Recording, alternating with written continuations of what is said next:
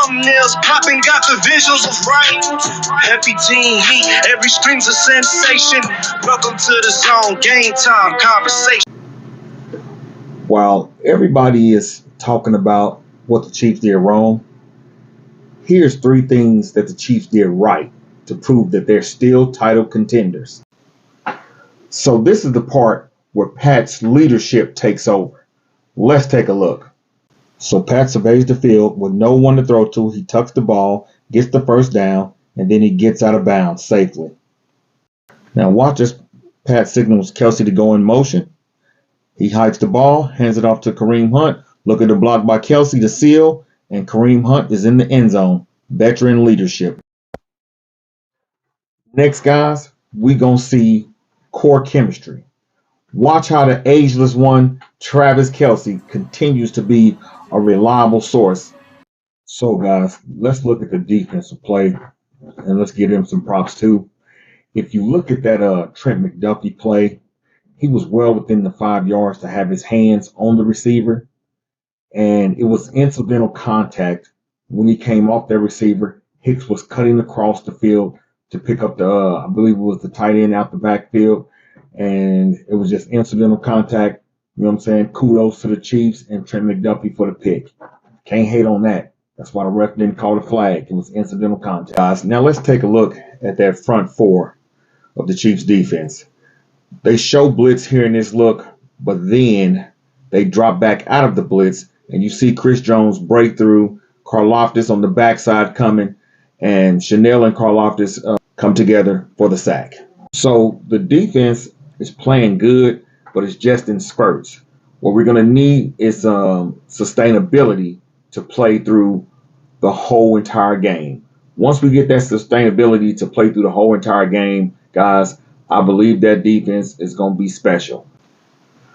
So, guys, as much as we've been down on Nick Bolton and how he's been playing, let's take a peek through week 5 to see how Bolton stacks up against all the other linebackers in his position.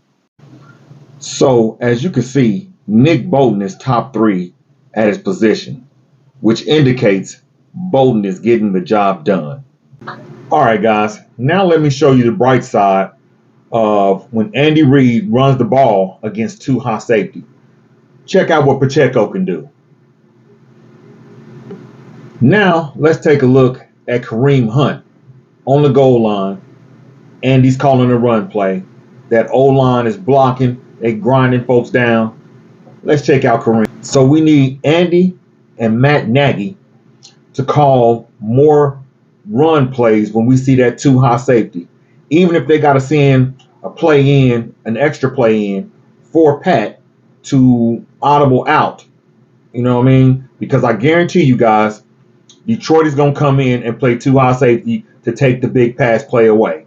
So at that point in time, it is imperative that Andy and Nagy run the rock. So next, guys, is special teams. Dave Toub has done some special things with this special teams unit. Let's not get it confused, okay? He's one of the best special team coaches in the league, right? And he plays for us, okay? He's one of our coaches. We got to clean up some things when it comes to Bucker and kicking these field goals and getting his confidence back.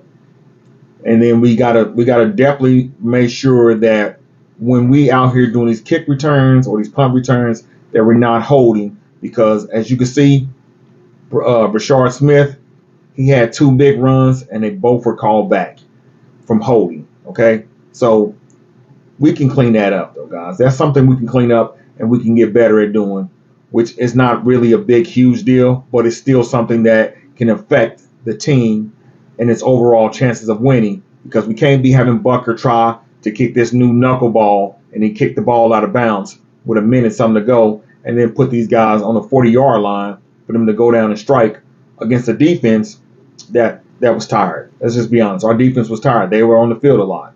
So we got to clean that kind of thing up. I believe in Toub. I believe Dave Toub can get it done. We just got to push through and persevere, and I believe that the Chiefs is going to be fine, guys. So now we got to go to Andy Heck and that offensive line. If you look at week 1 and how much pressure Mahomes was under, it was crazy. He was under immense pressure. On top of that, we saw Jawan Taylor with his false starts. Okay, we saw the rookie doing some holding. We saw Kingsley doing a lot of holding and getting blown by. So if you go back from week 1, right, all the way now to week 5, right, this is the kind of offensive line that we're going to need to continue to see out here, where Jawan Taylor's not false starting. The rookie Simmons is holding his own. Okay, when both of these guys have been on the island since probably after like week 3, these guys have looked amazing. They've allowed 2 sacks, you know what I'm saying, through week 5, you know what I'm saying, per PFF. So when you look at that, man, Andy Heck is doing a hell of a job, you know what I'm saying, on making the corrections, on getting the guys lined out and where they need to be and how they need to be doing things. So, like I said, guys, we're in a position to do great things. We just got to get out of our own way sometimes. And with that being said, I believe in Andy Heck that he got that offensive line rolling in the right direction, and we're going to be just fine, guys. Game time, lights on, let the combo spark. Quarterback debates, we go deep, not dark. Legacy